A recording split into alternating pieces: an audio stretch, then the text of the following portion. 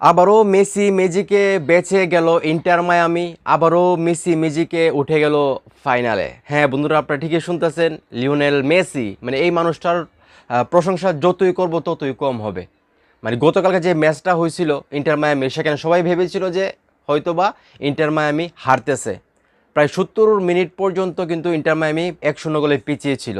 কিন্তু দ্বিতীয়ার্ধে যখন মেসি বাহিনী মাঠে নামে তখন কিন্তু খেলার যে ধরন সেটা কিন্তু মোটামুটি চেঞ্জ হয়ে যায় এবং লিওনেল মেসি একটা প্লান্টিং শট এবং একটা গোল করে, যেটা আসলে দেখার মতো ছিল 70 মিনিটের পর। এবং লাস্ট দিকে গিয়ে সে আরেকটা গোল হয়, মানে 3-1 গোলে ইন্টার মায়ামি জিতে যায় এবং ফাইনালে চলে যায় ইন্টার মায়ামি। যেখানে লিও মেসি লাস্ট 2টা ম্যাচ কিন্তু খেলে নাই ওনার ইনজুরির কারণে।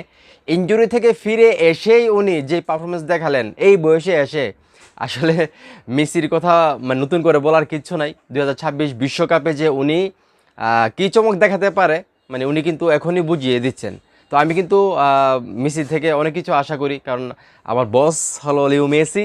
তো এখন এই মুহূর্তে যারা ভিডিও দেখতেছেন, কে কে গতকাল ইন্টার মিয়ামির খেলা দেখেছেন এবং মেসি যে পারফরমেন্স করছে গতকাল, সেটা দেখার পর মানে এই বিশ্বকাপে মেসি কী ম্যাজিক দেখাতে পারে বলে আপনারা মনে করেন, সেটা অবশ্যই কমেন্ট করে জানাবেন এবং ভিডিওটা ভালো লাগলে অবশ্যই শেয়ার করবেন।